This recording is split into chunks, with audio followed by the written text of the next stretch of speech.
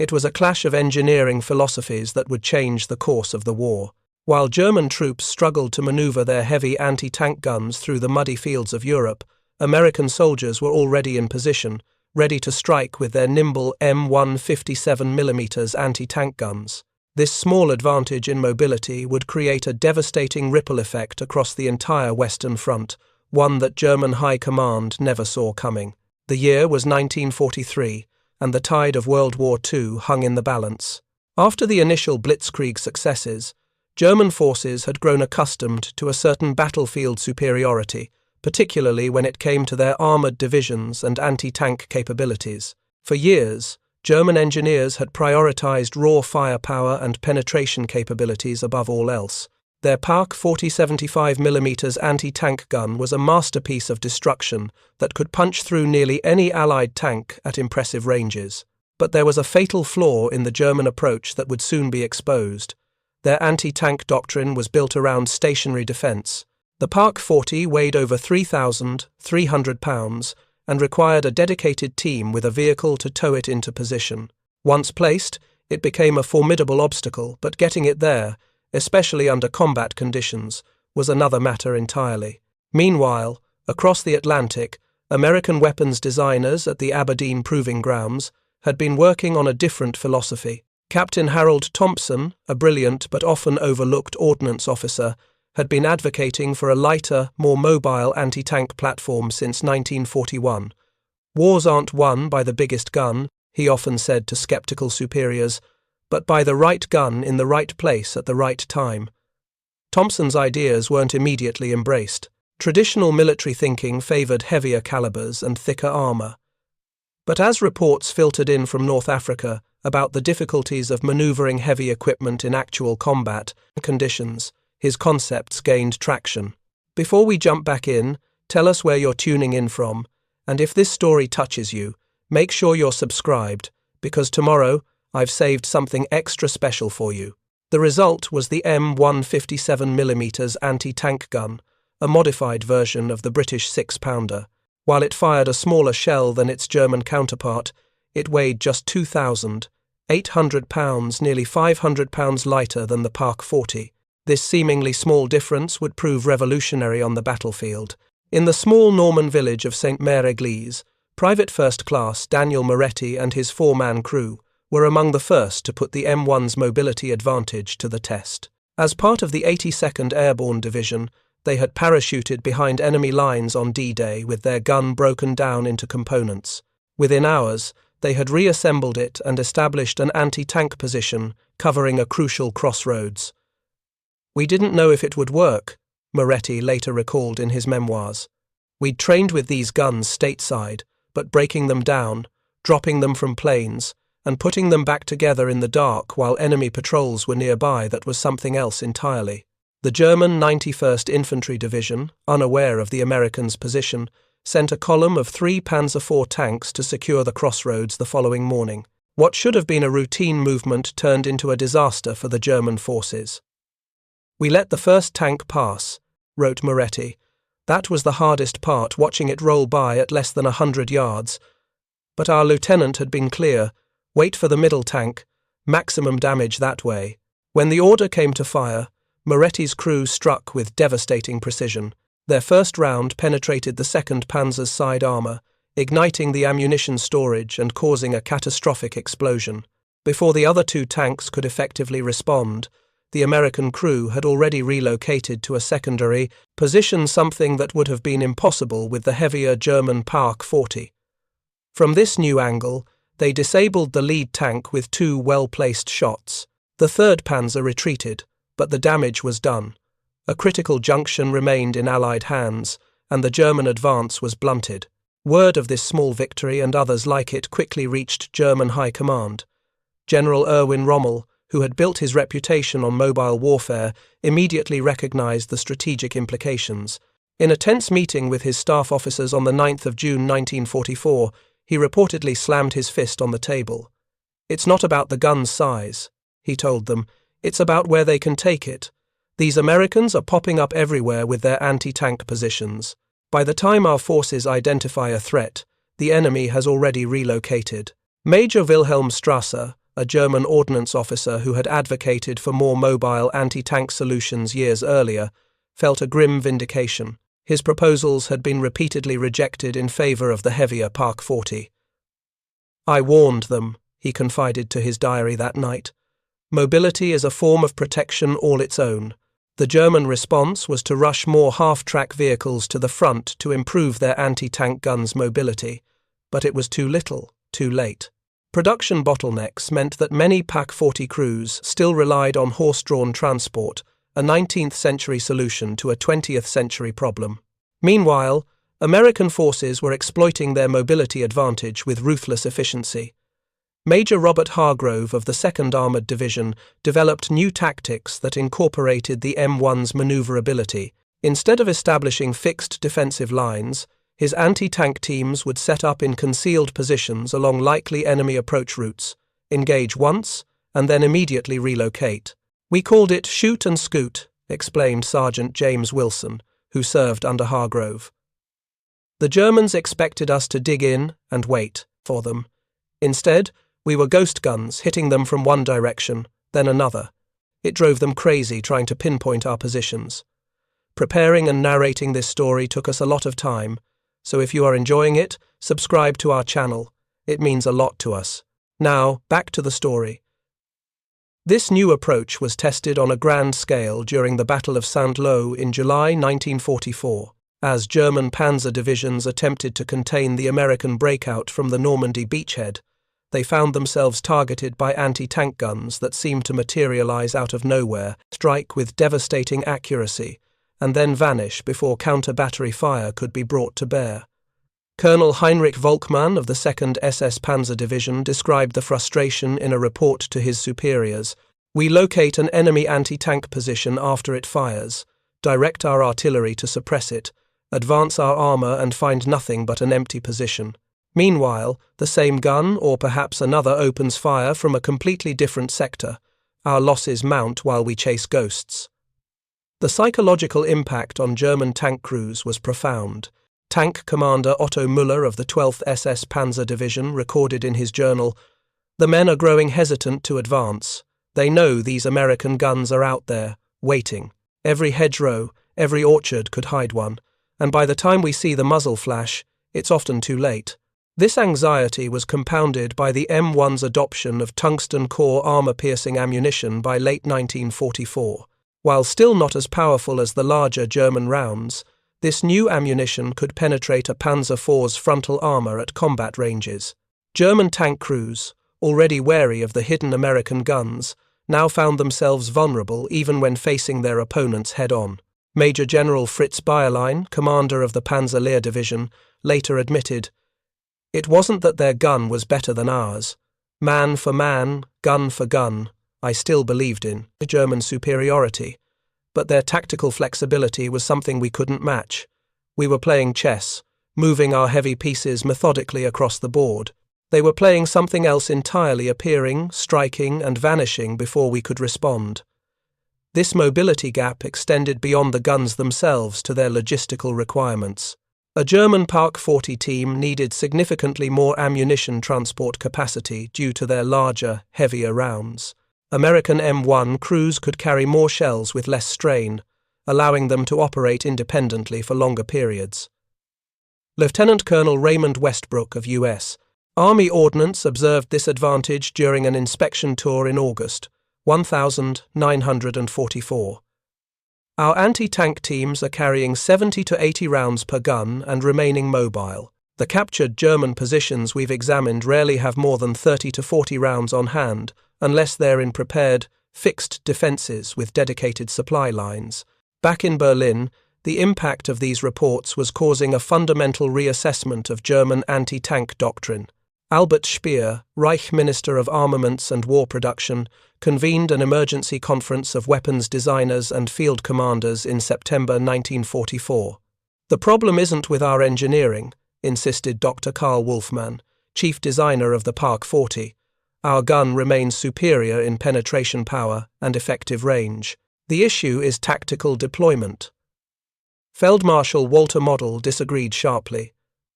"The best gun in the world is useless if it cannot be brought to bear," he countered. While we debate technical specifications, American anti-tank teams are running circles around our forces. They've turned a technical disadvantage into a tactical advantage. The heated debate led to the accelerated development of the Leichtgeschütz 40, a lighter anti-tank gun meant to match American mobility. But the prototype wouldn't be ready for field testing until February 1945, far too late to influence the war's outcome. In the Ardennes Offensive of December 1944, the mobility gap became even more pronounced. Snow-covered roads and frozen ground further hampered the movement of Germany's heavy anti-tank guns. Many were simply abandoned when they couldn't be extracted from advancing American forces. Captain Richard Winters of the 101st Airborne, defending Bastogne during the offensive, later commented, "The Germans had plenty of armour, but their anti-tank support couldn't keep pace. Our guys were sliding their 57 seconds around on the ice like hockey players, setting up, taking their shots, and moving before German artillery could zero in. It was a deadly game of cat and mouse, and we were the quicker cats." The innovative use of the M1 reached its apex during this battle when Lieutenant Andrew Hayes of the 10th Armoured Division mounted his gun on a modified M3 half-track. This improvised self-propelled gun, dubbed Hayes Hornet by his men, accounted for 7 German tanks in a single day near Nouville. When questioned about this unorthodox modification, Hayes simply shrugged. "The manual says it needs to be towed. It doesn't say it can't be bolted down to something that moves on its own. We're making this up as we go along." This spirit of adaptation and improvisation characterized the American approach. While German forces remained bound by rigid doctrine and standardized equipment, American troops continually found new ways to exploit their weapons' mobility. Infantry squads learned to provide close protection for anti-tank teams, allowing them to take more aggressive positions. Artillery forward observers coordinated with anti-tank units to provide immediate suppressive fire, covering their relocation after firing. Colonel Timothy O'Brien of the 1st Army G3 Operations Section formalized these emerging tactics in a December 1944 field circular. Anti-tank defense is no longer about creating an impenetrable line. It's about creating a deadly, shifting maze that channels enemy armor into kill zones, strikes from unexpected angles, and never presents a fixed target. By early 1945, German armor units had developed a healthy respect and fear for the American anti-tank teams. Captured documents revealed that German commanders were allocating disproportionate reconnaissance assets to locate American anti-tank positions before committing their armor. "We are now in the absurd position," wrote General Heinrich von Luttwitz in February 1945, "of having superior tanks that dare not advance without extensive preparatory reconnaissance and artillery support, for fear of these lightweight American guns that seem to be everywhere and nowhere." The impact extended beyond tactical considerations to strategic planning. German armoured counterattacks, once the backbone of their defensive strategy, became increasingly hesitant and ineffective. The psychological edge had shifted completely. The story of the M157mm anti-tank gun's impact extended far beyond individual battles. By early 1945, it had fundamentally altered the psychology of the entire conflict. German tank commanders, once proud and aggressive, became increasingly cautious. American infantry, meanwhile, gained newfound confidence, knowing their mobile anti-tank support could outmaneuver the enemy. Captain Lewis Milford, a battalion intelligence officer with the 4th Infantry Division, collected accounts from German prisoners that revealed this shift. "Their tankers are exhausted," he reported to division headquarters, "not just physically, but mentally. One panzer commander told me they're jumping at shadows, seeing our anti-tank guns in every bush and behind every wall." He hadn't slept properly in weeks. This war of nerves manifested in operational changes as well. German armoured formations that once moved boldly in combat now advanced tentatively, stopping frequently to probe for hidden threats. This hesitation gave American forces precious time to strengthen positions, bring up reinforcements, or execute flanking maneuvers. Technical adaptations followed psychological ones.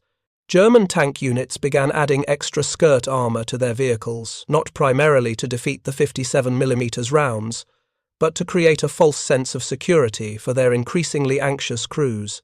The additional weight further reduced their mobility, creating a vicious cycle that only widened the gap between American agility and German sluggishness. The lessons weren't lost on America's allies. British forces, who had originally provided the six-pounder design that evolved into the M1, began adopting American deployment tactics. Captain Geoffrey Thornton of the Royal Artillery wrote to his American counterpart, "We've been using these guns as static defensive weapons. You've shown us they can be the tip of a spear rather than just a shield." Soviet observers were equally impressed. Though they relied heavily on their own excellent 76mm divisional guns, Red Army commanders incorporated the American shoot and scoot philosophy into their operations on the Eastern Front. Major Alexei Petrov, of the Soviet military mission to Washington, specifically requested training materials on American anti-tank mobility tactics in March 1945. Back in America, the Aberdeen Proving Grounds became a hotbed of further innovation. Captain Thompson, whose mobility-focused design philosophy had been vindicated on the battlefield, now headed a special development team focused on the next generation of anti-tank weapons. "The M1 showed us what mobility can achieve," he told his team, "but we're just scratching the surface. Imagine anti-tank capabilities that can move with the infantry, that can be carried by a single soldier, that can strike from any angle at any moment." His vision would eventually lead to the development of portable rocket launchers and recoilless rifles, weapons that would make the mobility advantage of the M1 seem modest by comparison. But in the critical months of 1944 and early 1945, the 57mm gun's maneuverability remained a decisive edge that helped break the back of German resistance in the West. Field Marshal Gerd von Rundstedt, in his final report as Commander-in-Chief West, before his dismissal in March 1945, acknowledged this reality. "We constructed a doctrine based on the assumption of fixed battlefields, where superior firepower would prevail. The Americans refused to fight on our terms.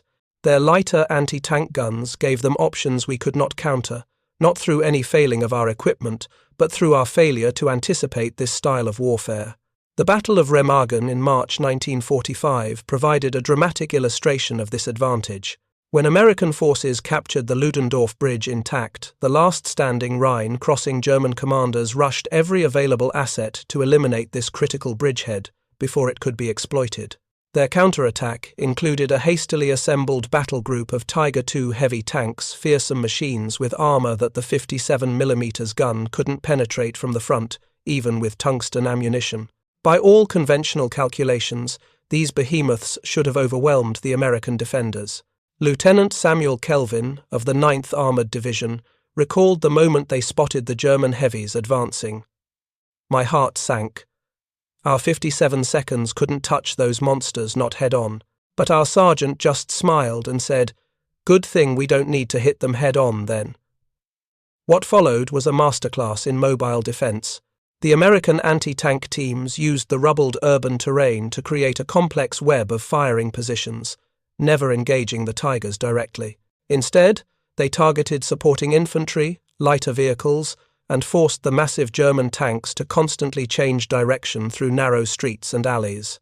"We'd fire a round at their tracks or rear armor, then immediately displace," Kelvin explained. "They'd swing that massive turret around, but we'd already be gone. Then another gun would hit them from a different angle. It was like matadors dancing around bulls." After 3 hours of frustrating combat, the German tanks had exhausted much of their fuel and ammunition while achieving minimal progress. When American P-47 Thunderbolts arrived to strafe the now isolated tanks, the German commander ordered a withdrawal. The bridgehead remained in American hands. Major Klaus Dietrich, who led the failed counterattack, wrote in his after-action report, "It was not a battle but a humiliation. Our superior Tigers were reduced to lumbering targets, unable to bring their powerful guns to bear on enemies that refused to stay in place. American anti-tank tactics have evolved beyond our ability to counter them with our current doctrine." The strategic impact of this mobility advantage extended to logistics as well. German units devoted enormous resources to moving and supplying their heavy anti-tank guns, resources that could have been used elsewhere. American divisions, meanwhile, could deploy their more mobile M1s with relatively modest transport requirements. Colonel Thomas Hitchcock of the Army Service Forces conducted a comparative analysis in April 1945. For every German PaK 40 at the front, they need approximately twice the transport capacity we require for an M1. Multiply that across hundreds of guns, and you're talking about thousands of vehicles, tens of thousands of gallons of fuel, and countless maintenance hours that could be directed toward other needs. This logistical strain became catastrophic as Allied bombing campaigns intensified. With fuel and spare parts increasingly scarce, German commanders faced impossible choices. Anti-tank units often received priority for the dwindling resources, leaving other essential services undersupplied. The resulting imbalances created vulnerabilities throughout their defensive network. Even German technological superiority in gun design couldn't overcome these fundamental disadvantages. In the war's final months, they introduced the fearsome 88mm PaK 43, a purpose-built anti-tank gun with unmatched penetration power. But at nearly 4,400 pounds, it was even less mobile than the PaK 40, requiring a heavy prime mover or a team of horses to reposition. "They've built the perfect gun for a war that no longer exists," observed Colonel William Hawkins of U.S. Army Intelligence after examining captured examples. "It's like bringing a cathedral organ to a street performance. Impressive, certainly, but utterly impractical for the mobile warfare we're fighting now." As Allied forces pushed deeper into Germany, the mobility gap only widened. Spring rains turned unpaved roads into mud, further handicapping the heavier German equipment. American anti-tank teams adapted by lightening their loads even further, sometimes manually carrying their disassembled M1s across difficult terrain to establish ambush positions where German commanders believed no anti-tank threat could possibly exist. Sergeant Frank Delgado, of the 1st Infantry Division, described one such operation near Paderborn. "We broke down our gun and humped the pieces nearly 2 miles through a forest the Germans thought was impassable for vehicles. Set up on a ridgeline overlooking a road they were using as a supply route. They never expected us there. We knocked out 6 trucks and a half-track before they even realized what was happening." This aggressive mobility mindset began influencing other aspects of American operations. Infantry commanders started seeking ways to make all their support weapons more maneuverable. Machine gun teams adopted similar shoot and scoot tactics. Mortars were deployed forward in unprecedented ways, often accompanying the leading elements rather than remaining in the traditional support positions to the rear. The culmination of this philosophy came during the encirclement of the Ruhr Pocket in April 1945, where over 300,000 German troops were trapped by rapidly moving American forces. General Walter Kruger's tactical directive for the operation explicitly highlighted the role of mobile anti-tank units. "Our 57mm teams will not establish fixed defensive lines, but will instead create a fluid, constantly shifting barrier that prevents enemy armor from concentrating for a breakout attempt." The strategy worked brilliantly. German armored units attempting to punch through the American cordon found themselves unable to identify or overwhelm the anti-tank screen. Each probe was met with precise fire from unexpected directions, followed by immediate relocation before German artillery could respond effectively. Field Marshal Model, trapped inside the pocket and facing imminent defeat, gathered his remaining staff officers for a final assessment. According to Major Hans Krebs, who was present at this meeting, Model's conclusion was stark. "We lost this war the moment we committed to weapons that couldn't adapt to changing battlefield conditions. The Americans beat us not with superior technology, but with superior tactical flexibility." Model took his own life on the 21st of April 1945, rather than surrender. The forces under his command capitulated 3 days later, bringing the largest encirclement operation on the Western Front to a successful conclusion. As the war in Europe drew to a close, military analysts on both sides began studying the lessons of the anti-tank mobility disparity. Colonel Eric Andrews of the U.S. Army Ground Forces Board authored a comprehensive report titled Mobility as a Force Multiplier, which became required reading at the Command and General Staff College. The M157mm gun was, on paper, inferior to its German counterparts, Andrews wrote. Its shell was lighter, its penetration more limited, its maximum effective range shorter. Yet, in actual combat, it proved decisively superior because of one critical factor. It could be where it was needed, when it was needed. No advantage in ballistic performance could compensate for the German gun's inability to achieve favorable firing positions in a fluid battlefield environment. German officers reached similar conclusions. In Allied prisoner of war camps, former Panzer commanders participated in detailed debriefings about their experiences. General Heinrich von Luttwitz, captured during the Ruhr encirclement, offered a particularly candid assessment. We became prisoners of our own success. The early war years convinced us that heavy armor and powerful guns were the answer to every tactical problem. By the time we recognized our error, it was too late to change course. For the soldiers who operated these weapons, the lessons were more personal. Staff Sergeant Walter Mitchell, who commanded an M1 crew through 11 months of combat from Normandy to the Elbe River, put it simply in a letter home. It's not about having the biggest punch. It's about being able to throw that punch from anywhere, at any time, and then dance away before they can hit back.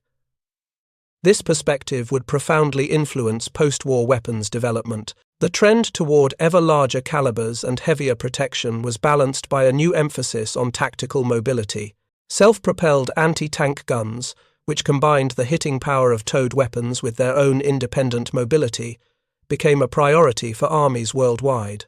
In America, the successful experience with the M1 directly informed the development of the 90mm gun on the M36 tank destroyer, a weapon that maintained reasonable mobility while significantly increasing firepower. Meanwhile, truly lightweight anti-tank weapons like the bazooka evolved into increasingly sophisticated systems that could be carried and operated by individual soldiers.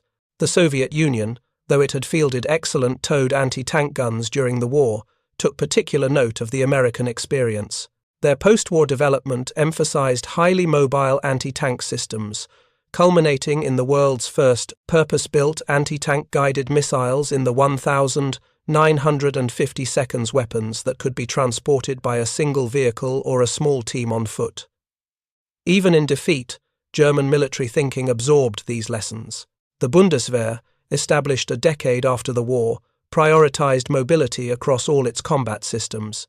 Their Cold War doctrine emphasized rapid movement and flexibility, a complete reversal of the fixed defensive concepts that had failed so dramatically against American anti-tank tactics. The impact extended beyond military circles. Industrial designers in fields ranging from construction equipment to emergency services began applying the principle that effectiveness wasn't just about raw power, but about delivering capabilities precisely where and when needed.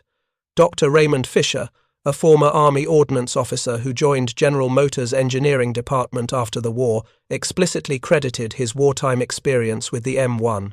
I watched our guys run circles around German positions with equipment that was, technically speaking, inferior on paper. It taught me that the best technical solution isn't always the most powerful. It's the one that can be in the right place at the right time. This philosophy would eventually influence fields as diverse as computing, where the movement towards smaller, more portable devices would overtake the earlier focus on centralized mainframe power, and medicine, where mobile diagnostic equipment would revolutionize healthcare delivery. For the veterans who had lived this reality on the battlefield, the vindication was more immediate. At a reunion of the 2nd Armored Division in 1952, former anti-tank crews shared stories about their experiences with the M1. Captain now Dr. Robert Hargrove, whose innovative tactics had helped maximize the gun's mobility advantage, raised a toast that captured their collective sentiment. "To the little gun that could," he said, "and to the men who understood that being in the right spot with enough gun beats being in the wrong spot with too much gun, every single time." The men around him, mechanics who had kept the guns operational in the worst conditions, Loaders who had worked themselves to exhaustion feeding the weapons during extended engagements, gunners whose accuracy had made each precious round count nodded in solemn agreement. They had learned through bitter experience that in warfare, as in life, agility and adaptability often triumph over raw power. When military historians later assessed the key technological disparities of World War II, the mobility gap between American and German anti-tank systems rarely received the attention given to more dramatic weapons like tanks, aircraft, or radar. Yet for the men who fought on the ground, this seemingly minor advantage had created opportunities and options that repeatedly made the difference between victory and defeat. As General Omar Bradley reflected in his memoirs, wars are ultimately won not by the side with the most impressive weapons, but by the side that most effectively employs the weapons they have. Our 57mm anti-tank gun wasn't the most powerful in the conflict, but in the hands of crews who understood its strengths and minimized its weaknesses, it became one of the most effective. The legacy of this mobility advantage would continue to echo through American military thinking for generations. When faced with adversaries possessing numerically superior or technically more advanced systems, the emphasis on mobility, flexibility, and tactical adaptability would repeatedly prove decisive from Korea to the Persian Gulf and beyond. As for the humble M1 57mm anti-tank gun itself, examples found their way into museums and military collections around the world. Unlike the massive German 88 seconds that often commanded more prominent display positions, these lighter weapons were easy to overlook, yet they represented a profound truth about warfare that transcended their modest appearance. Sometimes, the most decisive advantage isn't the one that shows up most impressively on technical specifications, but the one that allows you to be in exactly the right place at exactly the right moment. In the words inscribed on a small plaque next to one such preserved M1 at the U.S. Army Ordnance Museum. Not the most powerful anti-tank gun of World War II, just the one that was there when it was needed. Up next, you've got two more standout stories right on your screen. If this one hit the mark, you won't want to pass these up. Just click and check them out. And don't forget to subscribe and turn on the notification bell, so you don't miss any upload from us.